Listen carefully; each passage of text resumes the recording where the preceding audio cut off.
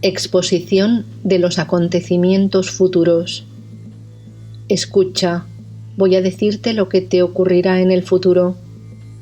Yo soy un asceta de larga tradición y tú eres una persona muy correcta. Por ello, cuando escuches esta verdad, te sentirás dichoso. Permaneceremos largo tiempo juntos. Todavía no voy a dejarte. Después de algunos años, habrá una gran epidemia de hambre en estos lugares. Todos tus familiares perecerán en ella. Los ambiciosos reyes combatirán entre sí y destruirán el mundo. Nosotros no sentiremos ningún dolor porque conocemos la verdad y estamos libres de cualquier apego hacia sus objetos. Seguiremos viviendo aquí, debajo de este árbol. Con el tiempo, nacerá otro bosque a nuestro alrededor, que parecerá un bello jardín celestial. Permaneceremos en este bosque durante muchos años haciendo penitencias. Un día vendrá por este bosque un cazador persiguiendo a un gamo y tú le iluminarás contándole diversas historias y narraciones.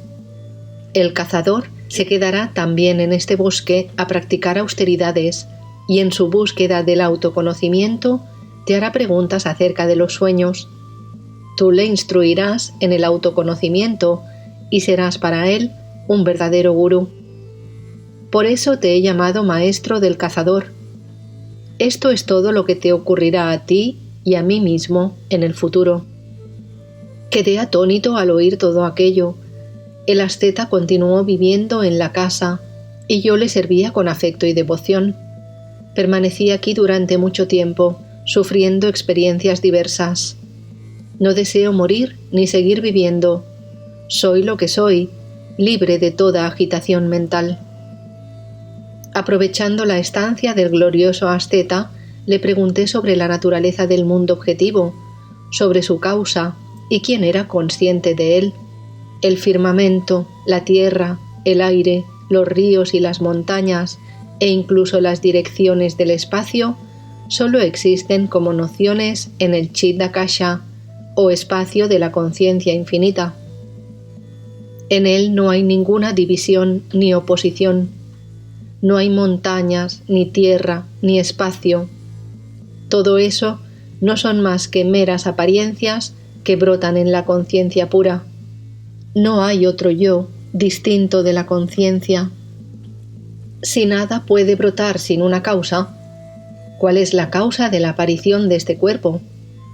Y si se dice es la ilusión, Maya, ¿cuál es la causa de esa ilusión? ¿Quién es el que ve esa ilusión y quién piensa acerca de ella? Tanto yo como aquel ser en cuyo corazón vivía, fuimos reducidos a cenizas. Por consiguiente, tiene que existir una conciencia pura carente de acción, agente e instrumentos. Lo que existe no es una apariencia de la conciencia infinita, sino que es conciencia pura. ¿Cómo se ha podido convertir en manifestación fenoménica o apariencia objetiva? ¿Quién es el espectador de esa apariencia? Continué viviendo en este mundo objetivo sin agitaciones mentales, sin ningún soporte o dependencia y sin orgullo ni vanidad posible. En cada momento hago lo que es preciso, pero en realidad no hago nada. Lo que tiene que ocurrir ocurre. El cielo, la tierra, el viento y todo lo demás son un único ser, pues todos los elementos son el cuerpo de la conciencia. Estoy en paz, libre de mandatos y prohibiciones, sin sentir ninguna división como adentro y afuera. Tú mismo, querido cazador, me has encontrado por pura coincidencia y te he hablado de los sueños, de nosotros y de nuestra creación. Después de conocer esto, queda en paz. El nirvana surgirá por sí mismo, pero no habrá sucedido nada. El cazador preguntó en este momento: «En tal caso, ¿nosotros también somos irreales?». El sabio admitió: «Todas las cosas son reales para otro. Cuando uno cuenta a otro lo que percibe, este último comienza a experienciar lo que experienciaba el otro. Aunque has oído todo esto, todavía no has comprendido la verdad por ti mismo, es decir, no la has realizado. Esta verdad solo puede realizarse por medio de una práctica constante. En este momento, el dios del fuego intervino para decir: después de oír las enseñanzas del sabio, el cazador quedó sentado e inmóvil, como una figura pintada en el cuadro de aquel bosque. Pero como no había realizado una práctica persistente de aquellas enseñanzas, su corazón no se establecía en el estado supremo, sino que se estremecía golpeado por las olas o por un incomprensible mecanismo. Se sentía indefenso, como si se hallara atacado por un furioso cocodrilo.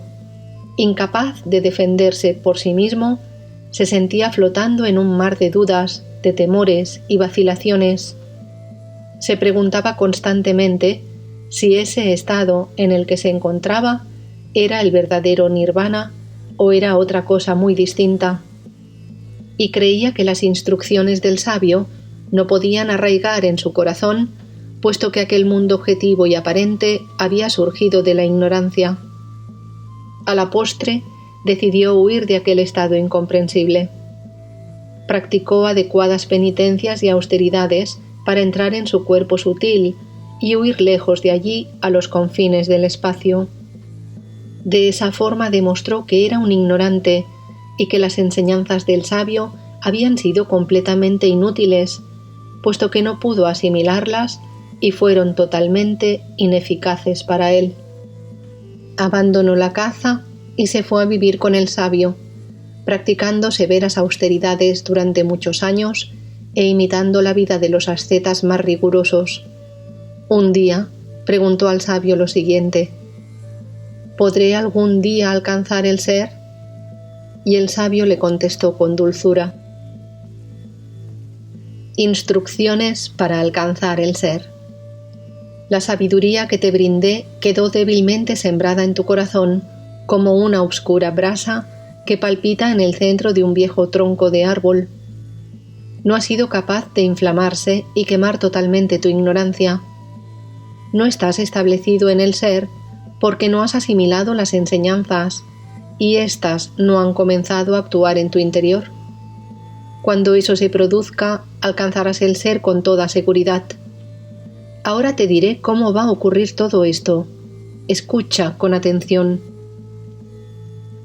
No hay duda que estás decidido a alcanzar el autoconocimiento, pero no has puesto tu pie sobre la verdadera sabiduría y te balanceas de un lado a otro como un péndulo.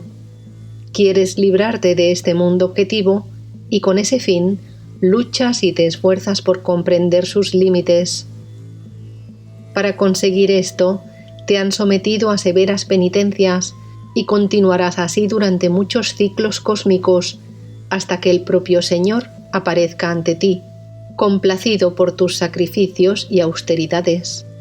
Entonces le pedirás que te otorgue un don con las siguientes palabras: Señor, comprendo que este mundo surge de la ignorancia.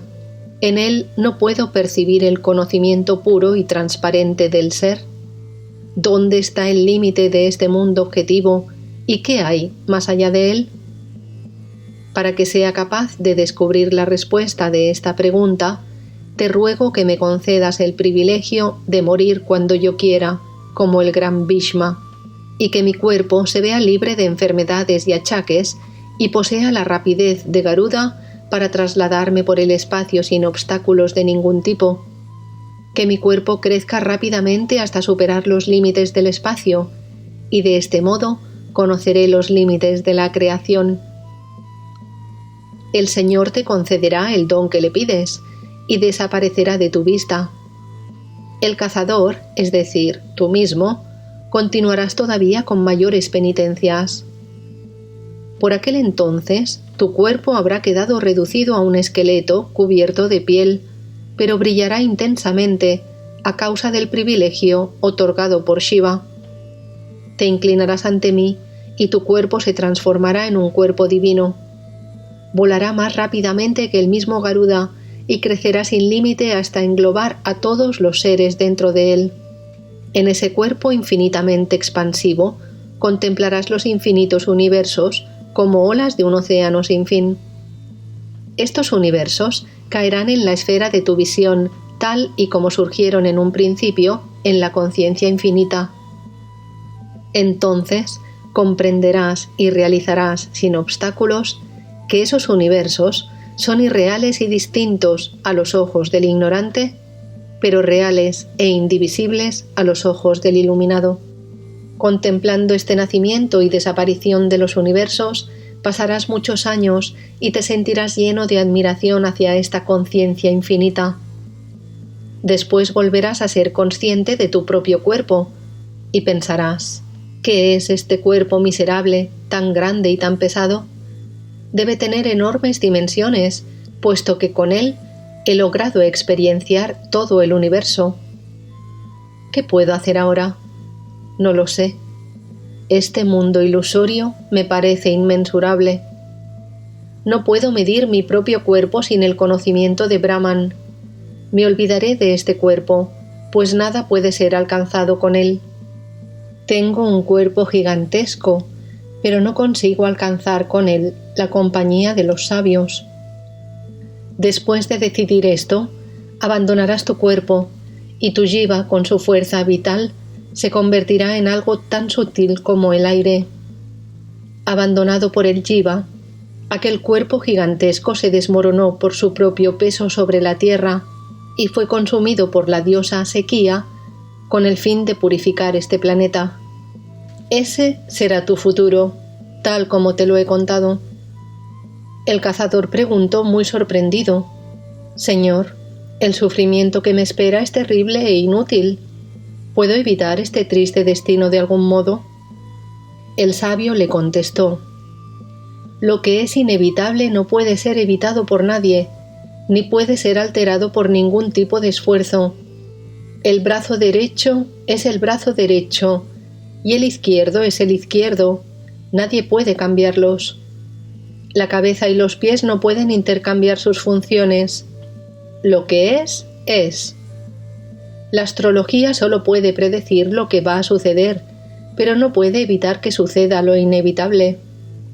Pero los sabios que poseen autoconocimiento viven en este mundo como si estuvieran en un sueño profundo. Sufren las consecuencias de las acciones pasadas sin permitir que su conciencia interior se altere en absoluto, aunque su cuerpo sea quemado por las llamas. Han superado todos los karmas. El cazador preguntó entonces: Señor, cuéntame lo que me sucederá después. El sabio respondió con su proverbial amabilidad: Tu jiva contemplará el mundo como tú ves el mundo de tus sueños, y se considerará a sí mismo como un rey. Pensará: Historia del rey Sindhu y su ministro. Soy un rey llamado Sindhu, respetado por todos los hombres. Mi padre se retiró a la soledad del bosque, dejándome al cargo de este reino cuando solo tenía 8 años de edad. Allende las fronteras de mi reino hay otro país gobernado por el poderoso rey Vidurata, al que jamás he podido vencer. He gobernado este reino durante más de 100 años, disfrutando de todos los placeres regios. Pero ahora mi reino ha sido invadido por mi enemigo Vidurata.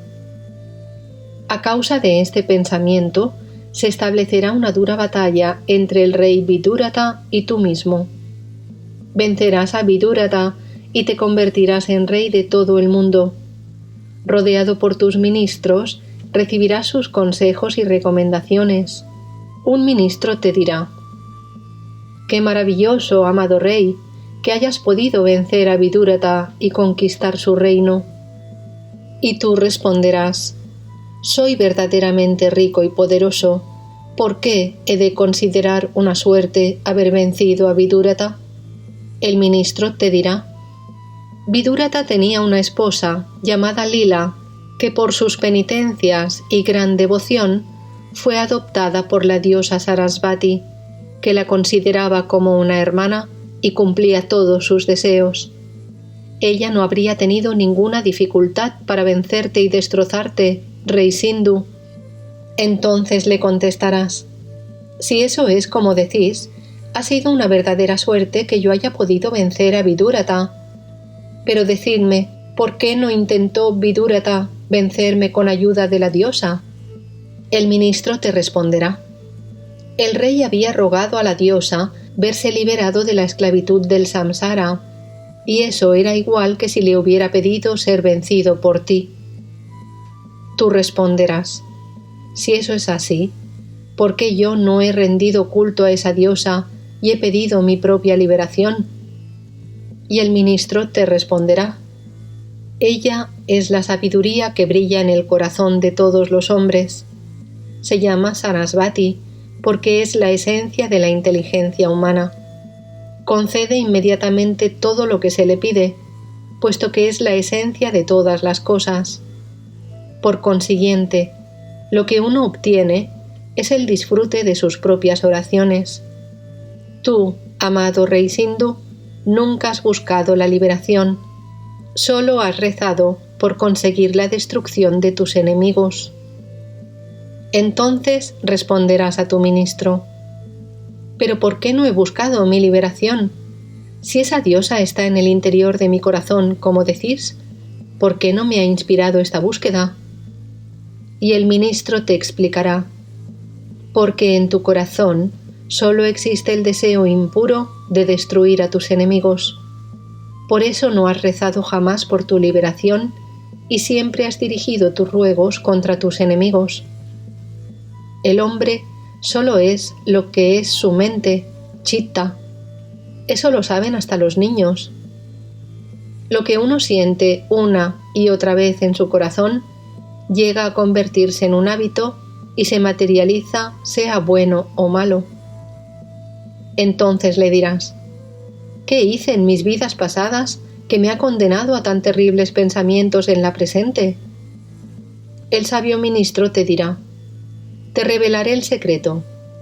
Hay algo que existe sin principio ni fin, en donde no hay yo ni tú, y cuyo nombre es Brahman.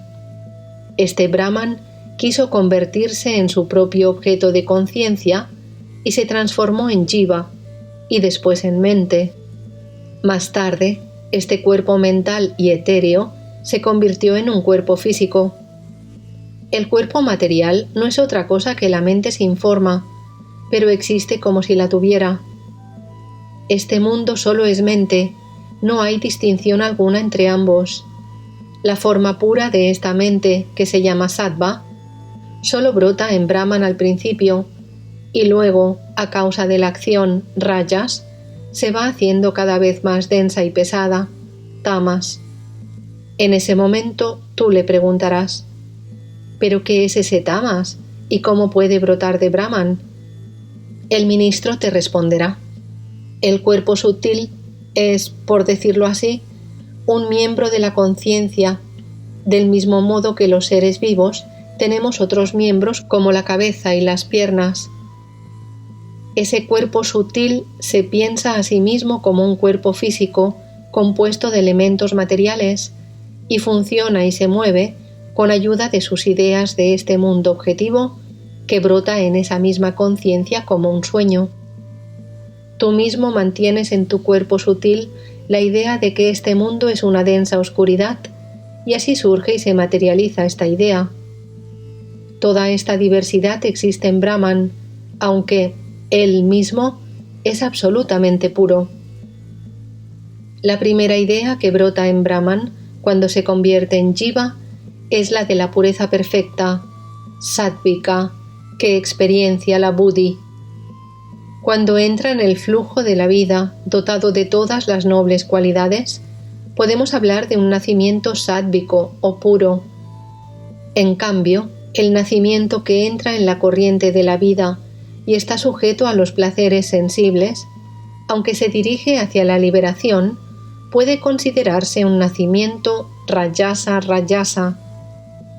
Cuando el nacimiento que aparece en el flujo de la vida carece por completo de buenas cualidades, es un nacimiento meramente rajasa. el ser que lleva infinidad de tiempo en el flujo de la vida y comienza a sentir el deseo de liberación, es un nacimiento tamasa tamasa. Y por último, el que nace de forma ordinaria y se deja arrastrar en la cadena de acontecimientos que le conducirán en el futuro a la liberación, es un ser tamasa simplemente. Te he clasificado de esta forma los distintos tipos de nacimientos. Tú eres del tipo tamasa tamasa, el penúltimo que he citado. Has experimentado muchos otros nacimientos, lo mismo que yo. Yo los conozco todos, pero tú no. Has desperdiciado mucho tiempo en todos ellos y estás tan condicionado que no podrás liberarte fácilmente. Entonces dirás, ¿cómo puedo superar los efectos de mis vidas pasadas? Y el ministro te responderá, no hay nada que uno no pueda alcanzar si se esfuerza por conseguirlo sin agitación mental. Las malas acciones de ayer se transformarán hoy en buenas acciones. Por consiguiente, esfuérzate en obrar bien de ahora en adelante. Si uno se esfuerza verdaderamente por alcanzar lo que desea, lo alcanza con toda seguridad. Aconsejado de este modo por su ministro, el rey Sindhu renunció en aquel mismo momento a su reino y se retiró al bosque, buscando refugio a los pies de los hombres santos. Por su compañía con ellos obtendrá la mayor sabiduría y será liberado en el futuro. El dios del fuego continuó su narración de este modo. El cazador escuchó del sabio estas fantásticas predicciones y quedó mudo de asombro. Cazador y sabio continuaron haciendo penitencia en el bosque durante mucho tiempo, hasta que el sabio alcanzó el nirvana y abandonó su cuerpo. Algo después, el creador Brahma se apareció al cazador, dispuesto a concederle la recompensa que sus austeridades merecían. Como recordaba perfectamente la profecía del sabio, y el cazador se sentía incapaz de rechazar sus condicionamientos mentales, se limitó a pedir a Brahma lo que el sabio le había dicho que pidiera. Como resultado de su petición, el cuerpo del cazador comenzó a crecer desmesuradamente hasta alcanzar proporciones cósmicas. Cuando descubrió que a pesar de ello no podía encontrar los límites de su ignorancia, quedó agitado y perplejo. Mediante un proceso místico de subida del prana, abandonó su cuerpo, que desapareció en el espacio y comenzó a pensarse a sí mismo como el rey Sindhu. Su cuerpo volvió a aparecer en el mundo objetivo con la forma de una esfera que iba creciendo y creciendo hasta cubrir toda la tierra. Esa es, Vipaschit, la forma de este mundo. Aquel cuerpo es lo que a nosotros nos parece el universo. Después de consumir la sangre de este cuerpo, el cuerpo seco de la diosa comenzó a llenarse y por eso es conocida como Cándika. La carne de aquel cadáver se convirtió en la tierra y con el tiempo el mundo comenzó a tener esta apariencia de tierra. A continuación, esa tierra se cubrió de pueblos y de ciudades, de bosques y de seres vivos. La tierra se hizo de nuevo firme y material. Querido amigo, puedes ir a donde quieras. Ahora tengo que dejarte, pues he sido invitado por Indra, el dios del cielo, para practicar con él un rito sagrado. Vipaschidvasa continuó entonces su narración. Después de decir esto, Agni, el dios del fuego, desapareció de mi vista. Con los condicionamientos mentales que había adquirido, seguí mi camino para hacer lo que tenía que hacer. De nuevo, vi en el espacio infinito incontables mundos y universos. Algunos de ellos parecían paraguas, otros tenían forma de animales, otros estaban llenos de árboles o de rocas, pero no pude llegar a los límites de mi ignorancia y como consecuencia de ello quedé frustrado y deprimido y decidí dedicarme a hacer penitencias.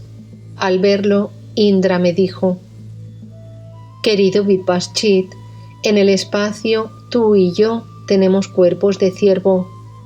Yo deambulo por los cielos a causa de mi errónea idea de que antes de mí existía el cielo».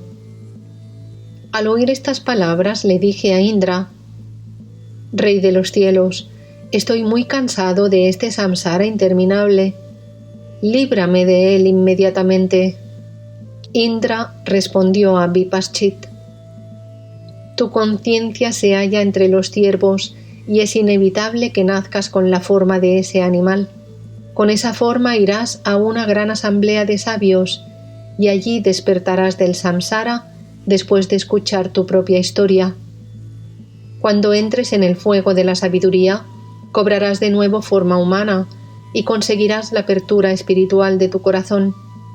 De este modo, abandonarás tu ignorancia y obtendrás la paz suprema, como el viento que pierde su movimiento». Cuando Indra me dijo esto, surgió en mí la conciencia de ser un ciervo, y durante todo este tiempo he vagado por los bosques como un ciervo. Cuando me perseguían los cazadores, corría sin parar para librarme de sus flechas. Pero finalmente uno de ellos me alcanzó y me llevó a su casa, donde me tuvo durante unos días, y finalmente me trajo aquí y me entregó como regalo para ti. Esta es mi historia, Rama, que ilustra claramente la naturaleza ilusoria del samsara. La ignorancia no tiene límites y crece sin parar en todas direcciones. No puede encontrar fin si no es por medio del autoconocimiento. Rama preguntó entonces a Vipaschit: «¿Cómo era posible que fueras visto por los demás como un ciervo si tu forma solo era un sankalpa de tu voluntad?» Vipaschit-vasa contestó: «En cierta ocasión que Indra recorría el cielo lleno de vanidad después de concluir determinados ritos sagrados, golpeó el cuerpo del sabio Durvasa, que estaba en profunda meditación. El sabio le maldijo con estas palabras: «La tierra sobre la que caminas, Indra, será reducida muy pronto a cenizas. Por darme una patada creyendo que estaba muerto, irás a la tierra y vivirás allí en forma de ciervo mientras Vipaschit mantenga su forma de ciervo». Y esa es la razón por la que los demás nos veían como ciervos, aunque está claro que los objetos que surgen en la propia mente son tan irreales como los que surgen en la mente de los demás. ¿Qué puede ser imposible para Brahman, que es capaz de hacer todo esto? En virtud de su omnipotencia, dos objetos pueden surgir en la mente de algunos seres y ser invisibles para otros. Donde hay sombra, hay luz, y la propia sombra solo surge a causa de la luz. La ignorancia sin límites brota en la conciencia infinita, y todo es posible en ella. Qué extraña y maravillosa es esta maya, que hace brotar en la mente una ilusión y en la que un principio y su contrario existen juntos sin conflicto ni contradicción alguna. Esta es la verdad referente a Brahman, que experiencia esta ignorancia en su interior como algo que tiene un principio y al mismo tiempo como algo sin principio ni fin.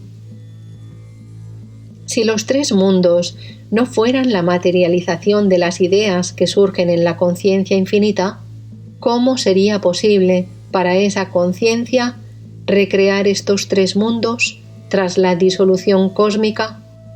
Por consiguiente, está claro que esta creación no es nada más que un movimiento en la conciencia infinita y la consiguiente manifestación de las ideas latentes en ella.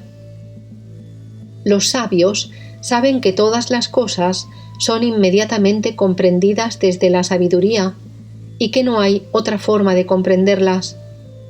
Este mundo objetivo es el resultado de la conciencia infinita, mientras mantiene la idea de ser ignorante, porque la propia ignorancia surge solamente a causa de la conciencia. Nadie nace ni muere realmente jamás. Esas dos ideas brotan en la conciencia y parecen reales. Si la muerte fuera un final real y verdadero, sería el acontecimiento más deseado y feliz. Pero si el que muere puede ser visto posteriormente, entonces debe seguir vivo todo el tiempo. Por consiguiente, no hay muerte real, ni nacimiento alguno. Ambos acontecimientos parecen reales a causa del movimiento de la conciencia. Cuando se piensan como reales, son reales, pero si se piensan como irreales, son irreales. Eso significa que lo único real es el pensamiento. ¿Existe una vida desprovista de conciencia? En esa conciencia pura no hay dolor ni hay muerte. Por tanto, ¿quién sufre el dolor y la muerte? El cuerpo es, a la verdad suprema, lo que un remolino con respecto al agua. La apariencia está penetrada y envuelta por la realidad, pero solo es una apariencia sin substancialidad propia. No hay división ni distinción, ni contradicción alguna sobre la realidad y la apariencia. Sin embargo, la conciencia infinita se manifiesta como esta creación objetiva llena de contradicciones. Eso es lo sorprendente. Comprende que este mundo objetivo y todas sus contradicciones no son más que apariencias inexistentes. La misma conciencia existe aquí como una cosa y allá como otra distinta. Por consiguiente, no hay diversidad ni unidad alguna. No hay identidad ni contradicción. El que conoce la verdad comprende y realiza en profundidad que no hay nada real ni irreal, y sabe que la realidad es silencio absoluto.